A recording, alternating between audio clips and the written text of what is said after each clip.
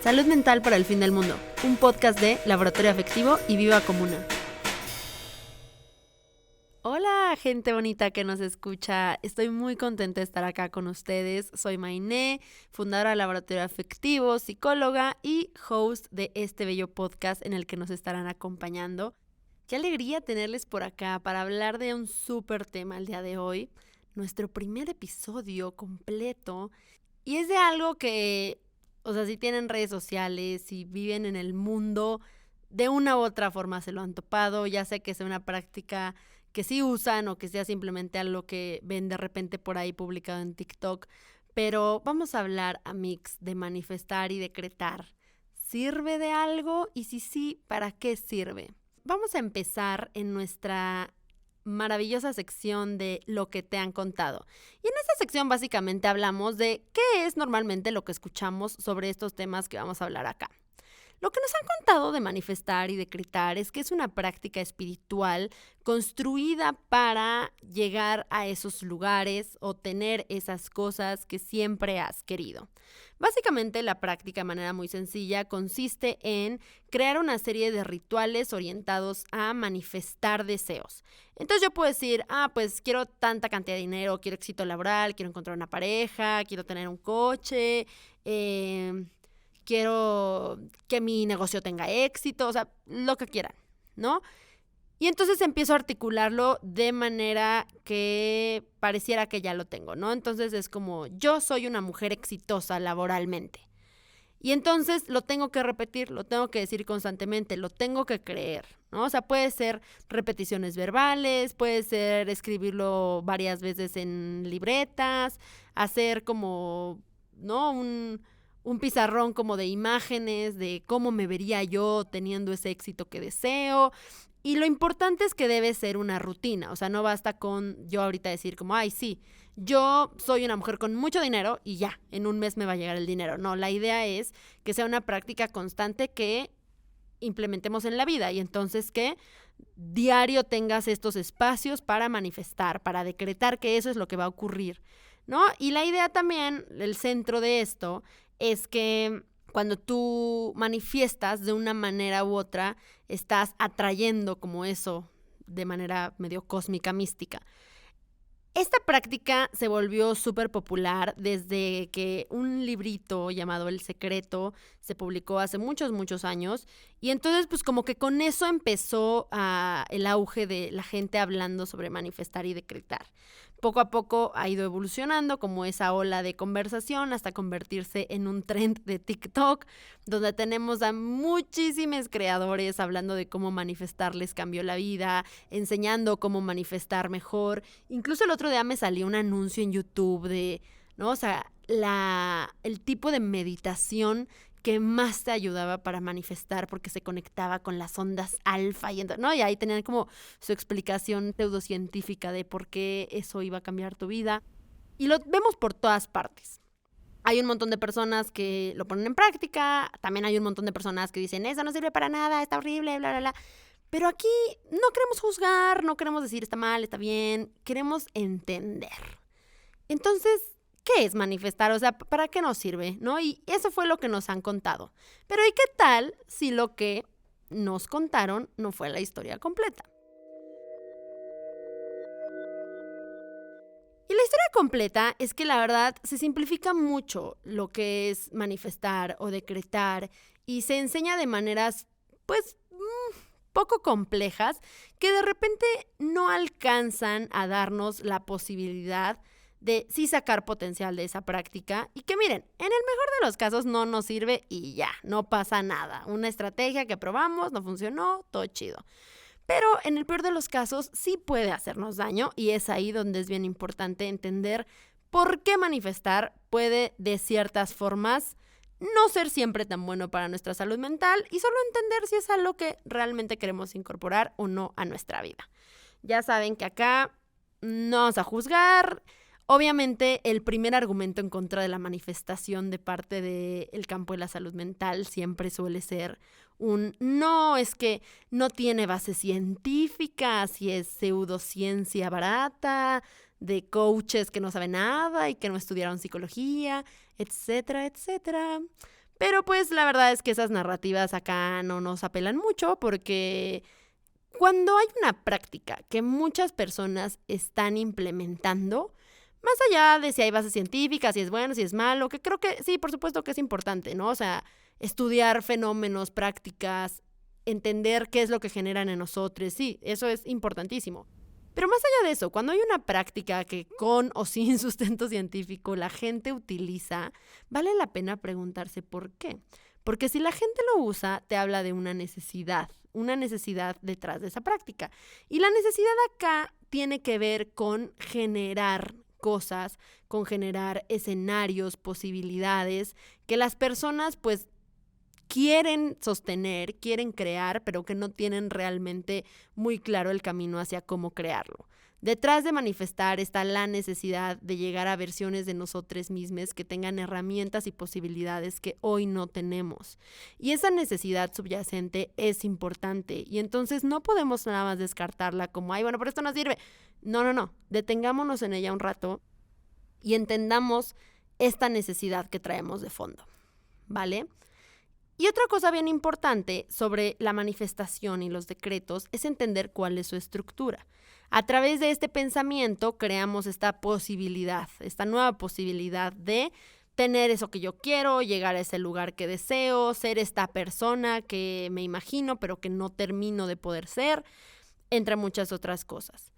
Y lo que pasa acá y lo que puede llegar a ser problemático es que hay personas que tienen un tema específico con una distorsión del pensamiento conocida como fusión pensamiento-acción. Esto es algo que ocurre mucho, sobre todo en personas con trastorno obsesivo-compulsivo y personas con mucha ansiedad. Y básicamente la fusión pensamiento-acción nos habla de este síntoma en el que las personas con TOC, por ejemplo, una de las cosas por las que el TOC es tan amenazante es porque todo el mundo tiene ideas hasta cierto punto agresivas. O sea, eso es normal. O sea, imagínense que ustedes van un día manejando, se les mete un coche, casi chocan. O sea, en ese momento de que sueltas el insulto a la persona, piensas así de, híjole, este man, ojalá se le ponche la llanta, cómo se atreve. O sea, esos pensamientos agresivos ocurren porque son normales, ¿no? Pero imagínense que tú, en cuanto se te cierra, dices como, uy, este maldito desgraciado, ojalá ahorita se le ponche la llanta. Pero si alguien viene, ¿no?, en ese momento contigo a decirte, oye, ¿quieres que en este momento yo agarre a batazos a este güey que se te acaba de cerrar? Idealmente diríamos que no, porque obviamente tenemos estos pensamientos agresivos de esta persona por lo que acaba de ocurrir, pero en realidad no quisiéramos hacerle daño. No querríamos que alguien le dé de batazo solo porque se nos cerró en el tráfico. Por más que internamente diga, sí, que le peguen. O sea, si tienes la opción real de que alguien le haga daño a ese ser humano, muy probablemente diríamos, no, por favor, no le hagas nada, ¿no? Entonces, constantemente esto es algo que le pasa a la mayoría de las personas, ¿no? O sea, tenemos pensamientos agresivos que no necesariamente derivan en una acción agresiva o en un deseo real de daño hacia alguien o hacia nosotros. Pero con el TOC, por ejemplo, al tener muy presente este tema de fusión pensamiento-acción, se siente como si pensar algo fuera equivalente a hacerlo. Entonces, digamos que las personas con TOC, que aparte también suelen tener como un síntoma asociado pensamientos agresivos recurrentes, muchas veces contra ellas mismas, no necesariamente contra otras personas, pero también puede ser contra otras personas. Y digo agresivos, o sea, los pensamientos que pues, también solemos tener muchas veces, ¿no? O sea, no necesariamente una cosa muy psicópata. Pero justo, estos pensamientos se convierten en un, si lo pienso, o va a suceder, o está la certeza de que va a suceder, entonces de repente yo ya pensé, ay, ojalá ahorita le choquen a este güey, y entonces ya eso se convierte en va a suceder. Como si pensarlo fuera esta cosa mágica que inmediatamente hace que las cosas ocurran. Y entonces, en el TOC o en la ansiedad, que son dos estados que comparten mucho la fusión pensamiento-acción, está esta culpa muy grande por pensar las cosas, porque aparte los pensamientos vienen a nuestra cabeza. O sea, sí hay unos que se van construyendo a partir de la reflexión, pero hay otros que solamente como que son aventados a la conciencia y de repente ya dices como de, ay, ojalá le choquen. ¿no? O, ay, esta mujer súper grosera que me atendió y qué le pasa, ¿no? O sea, como que esas cosas vienen naturalmente a la cabeza. Y entonces, cuando aparecen en el cerebro de una persona con TOC o con ansiedad y tienen ese tema de fusión pensamiento-acción, hay una gran culpa porque inmediatamente está esta cosa de no, en realidad no quiero que le hagan daño, no, o sea, que esté bien, todo está bien, pero también esa misma resistencia al pensamiento genera que el pensamiento se vuelva más grande y entonces hay un nivel de ansiedad y de angustia muy, muy, muy presente porque muchas veces pensar algo equivale a hacerlo. E imagínense vivir así, es una cosa súper, súper angustiante y es una de las cosas y de las distorsiones cognitivas que más se trabajan en los espacios terapéuticos con personas con TOC o con trastorno de ansiedad generalizada, porque justo hay que aprender a deshacer esta distorsión y a entender que el pensamiento está alejado de la acción y que puedes pensar algo y eso no necesariamente implica que mágicamente va a ocurrir. Y esta es una cosa que no es lógica. O sea, obviamente, si tú le dices a alguien como, bueno, es que obviamente no porque tú pienses que a esa persona le va a caer un libro encima, le va a caer el libro. Sí, o sea, tiene sentido. Cognitivamente podemos decir, ajá, lo entiendo. Pero cuando existe esta fusión cognitiva de pensamiento-acción, no tiene que ver con la lógica y no tiene que ver con cognitivamente desmontar esa idea, sino con esta sensación constante y esta distorsión natural de que ya lo pensaste, ya va a ocurrir. Es muy angustiante, muy, muy, muy angustiante. Las personas con TOC y con ansiedad se los podrán decir. Y entonces, ¿qué ocurre con manifestar, con decretar? Que manifestar y decretar son una forma de promover un tipo de fusión pensamiento-acción. Entonces, en sí mismas son una distorsión cognitiva. Una distorsión cognitiva que, pues, puede no ser muy dañina, pero para personas que batallan ya con la fusión pensamiento-acción, o sea, es veneno. Si eres una persona con TOC o con ansiedad, yo no te recomendaría para nada intentar esas prácticas porque refuerzan muchos de los síntomas que te generan ansiedad. Entonces se vuelve una cosa bien dañina y hay muchas personas con TOC que a través de manifestar han empeorado enormemente sus síntomas y que han terminado teniendo como episodios, crisis fuertes. Porque pues es eso, si todos los días estás haciendo rituales que de alguna manera refuerzan las distorsiones cognitivas de las que deriva una buena parte de tu sufrimiento, pues claramente eso no te ayuda nada. Entonces es bien importante entender que lo que pensamos importa. La manera en la que construimos pensamiento y los rituales que tenemos para acercarnos a lo que queremos sí determina muchísimo de cómo nos aproximamos a esos procesos y de qué emociones surgen en el camino. En este caso, esto es algo importantísimo a tomar en cuenta porque si vemos que batallamos con esto de por sí, no deberíamos, pero ni con un palo, tocar la manifestación y los decretos porque se basan un poco en estos tipos de funcionamiento.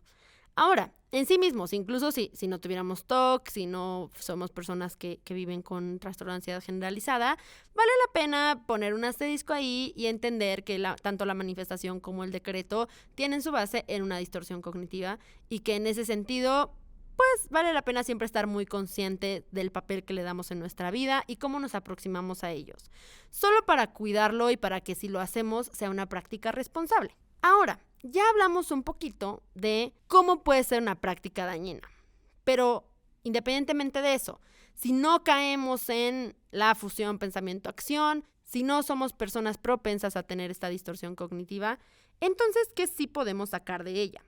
Creo que una de las cosas más valiosas que podríamos sacar de la práctica de manifestación y decreto, si es algo que decimos incluir en nuestra vida, es la de abrir una posibilidad.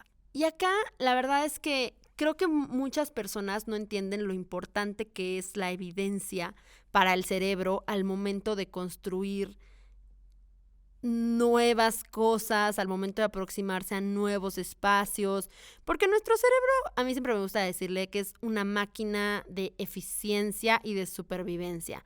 Eso quiere decir que lo que quiere hacer, primero que nada, es que tú sobrevivas. Bien, mal, con traumas, angustiada, le da lo mismo, sobrevivas. Y también le interesa, en pro de la supervivencia, que los procesos sean eficientes. porque tenemos un monto limitado de energía y si gastamos muchísimo en cosas medio poco importantes, pues entonces nos quedamos sin energía para lo más importante.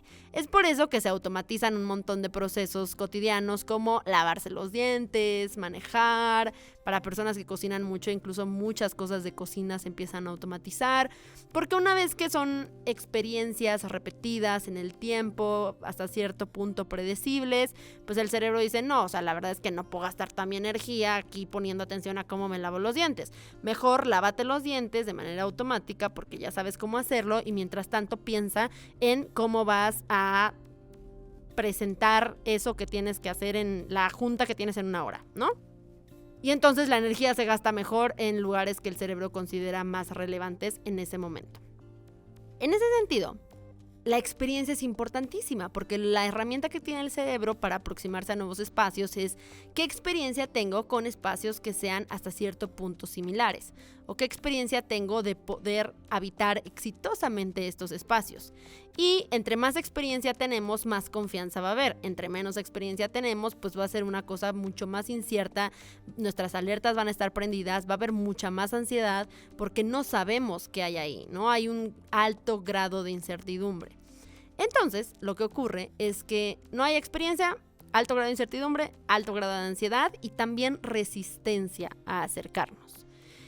Y esto pues suena muy básico y muy lógico, pero la verdad es que no lo es tanto. A veces se nos olvida en el proceso de construir cosas que deseamos. Y por eso las cosas que deseamos son más complicadas cuando no tenemos experiencia previa de que lo podemos construir o de que lo hemos construido. Y les voy a poner así un ejemplo basiquísimo de mi vida.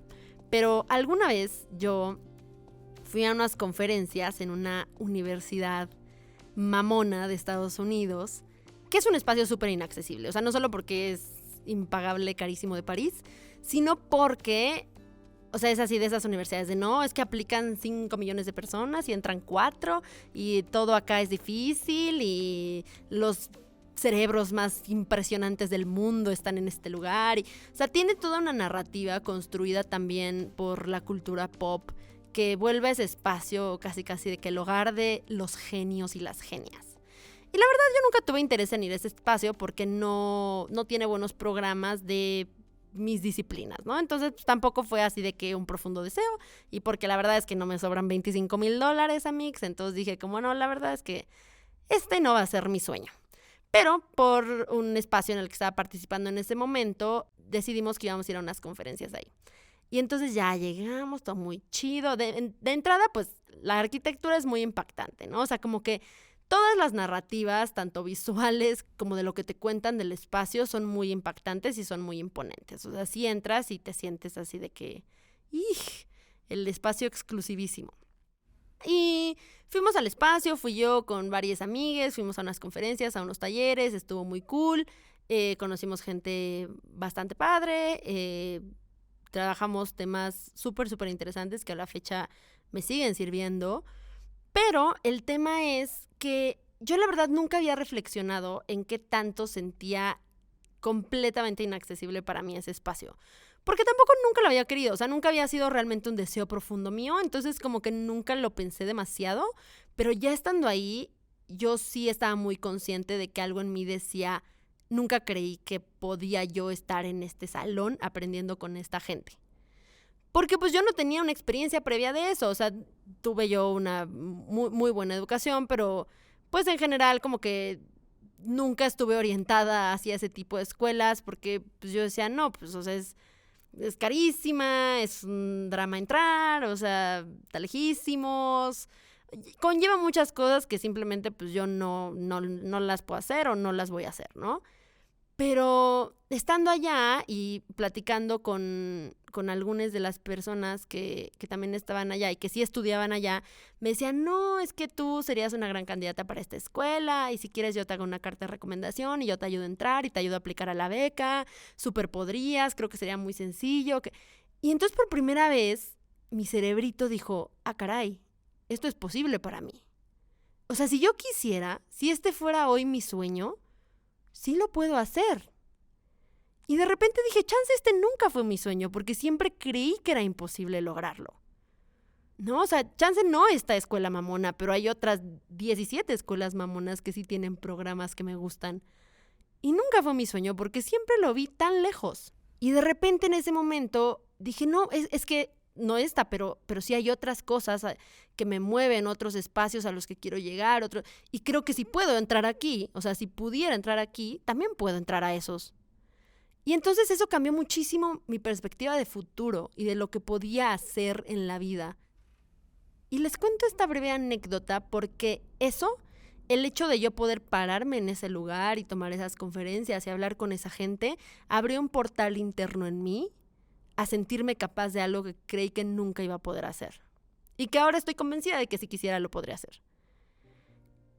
Y entonces, la vida va mucho de eso, de crearnos nuevas posibilidades. Pero ¿cómo nos creamos nuevas posibilidades si no tenemos experiencia de que esas posibilidades están a nuestro alcance?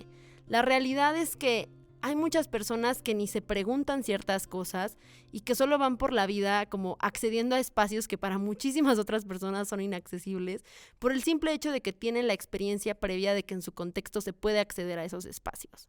Y creo que el tema de manifestar o de decretar sí puede hasta cierto punto y usado de manera responsable ser una vía de apertura a la posibilidad. Y no tanto porque tú vayas a decir, yo quiero entrar a esta escuela mamona y entonces en una semana entras porque el universo conspiró para que todo ocurriera a tu favor, sino porque el simple hecho de tener que decir, yo quiero entrar a esta escuela mamona, yo quiero hacer esto, te permite darte cuenta de cómo reacciona tu cuerpo hacia esa petición y hacia ese deseo. Porque es diferente decir algo que sabes perfectamente que puedes hacer, así de, yo quiero comer ensalada de atún en la cena, ¿no? O sea, no hay una parte de tu cuerpo que entra en resistencia y pánico por eso, sabes que es perfectamente posible, a decir algo que históricamente ha sido súper inaccesible para ti. Y entender cómo tu cuerpo reacciona incluso con miedo. Decir, es que no tengo experiencia previa para contrastarla y decir si vas a poder. No solo no sé si vas a poder entrar ahí, no sé si en ese espacio sobreviviremos. Y no me refiero a la supervivencia en un sentido como apocalíptico de genuinamente morirás, sino ¿qué pasa si yo siempre he sido como la persona lista de mi salón a lo largo de mi historia académica, pero de repente llegar a este nuevo espacio implica que soy la persona que menos sabe, la que menos levanta la mano, la menos niña de los plumones? Y eso amenaza un montón porque cambia nuestra narrativa sobre lo que somos. Y a veces el cerebro toma tantas precauciones para no confrontarnos con cosas que cambian esa narrativa, porque esa narrativa sostiene mucho. Sostiene mucho la narrativa de saber que no podemos hacer ciertas cosas. Y no por el hecho de que genuinamente no podamos, sino porque tenemos una experiencia que nos orienta a eso no es posible para ti. Y entonces cuando abres otra posibilidad y te pones a pensar, ¿qué tal si? ¿No? O sea, cuando en la manifestación dices, sí, soy una persona exitosa. Y eso te lleva a pensar, ¿qué es el éxito para mí? ¿Qué significa ser una persona exitosa? Una persona con mucho dinero. Ok. ¿Cómo es mi relación con el dinero? ¿Lo he tenido históricamente? ¿He sufrido por dinero? ¿Tengo un trauma financiero en mi historia? ¿Qué haría con ese dinero? ¿Por qué el dinero es importante para mí? ¿Por qué en mi visión de éxito tengo al dinero como uno de los top 3 de cosas que quiero conseguir? Sí, claro, vivo en un sistema capitalista, me empujan hacia eso, o sea, es normal. Creo que nadie en el mundo diría, ay, no, yo quiero menos dinero. O sea, pues no. Pero más allá de eso, más allá de la narrativa autoimpuesta por el capitalismo, ¿qué significa para mí? ¿Qué me daría? ¿Qué cosas me daría que nunca he tenido? ¿Qué cosas siempre he querido y he sentido que el dinero no me permite acceder a ellas? ¿Y qué implicaría para mí acceder a eso? Ok, ahora tengo mucho dinero y entonces puedo tener esa casa. Alguna vez he tenido yo una casa, crecí en una familia que fuera dueña de su casa, pude tener yo un cuarto para mí sola mientras crecía, siempre tuve que compartir con mis hermanos. ¿Qué es para mí un hogar? Tengo una visión de hogar constructiva, viví en una familia en donde había violencia intrafamiliar y el hogar nunca fue un lugar seguro. ¿Qué trae el dinero consigo? ¿Qué trae la casa consigo? ¿Qué posibilidades trae? Y no solo qué posibilidades trae, sino qué posibilidades tengo de sostenerlo. Porque sí, hay muchas cosas que no podemos tener porque no sabemos cómo agarrarlas. Es como tener un sartén caliente sin mango. O sea, sí, ahí está y lo puedo pasar de la estufa a la mesa, pero no tengo idea de cómo pasarlo. No tengo manoplitas, no tengo telas, no tengo trapos. Me voy a quemar.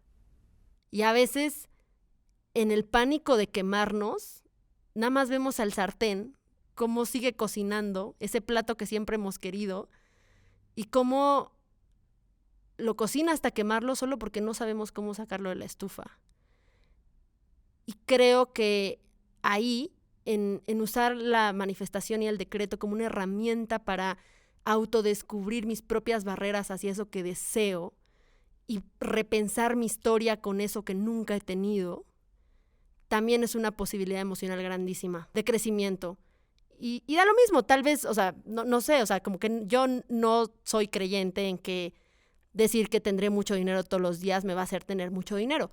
No la práctica en sí misma, pero sí creo que el decir que voy a tener mucho dinero y el camino a reentender mi relación con el dinero y repensar cómo me aproximo a él, sí puede hacer que mi condición económica cambie.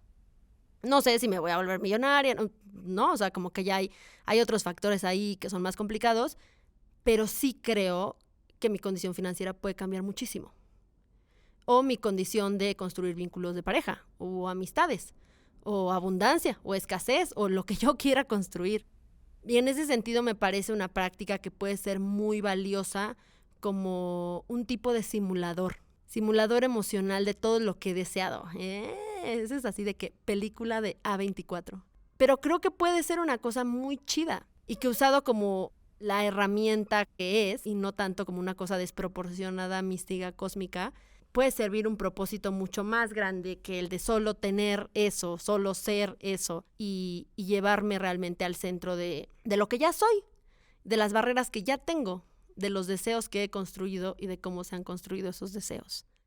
Pues esas son las lecciones de hoy sobre manifestar y decretar. Y la respuesta a la pregunta, ¿sirve de algo manifestar? Va a ser la misma respuesta que daré a todo en este podcast. No sé, ¿quién sabe? Díganme ustedes. ¿Les sirve a ustedes? Cuéntenos. Si les ha servido, díganos cómo.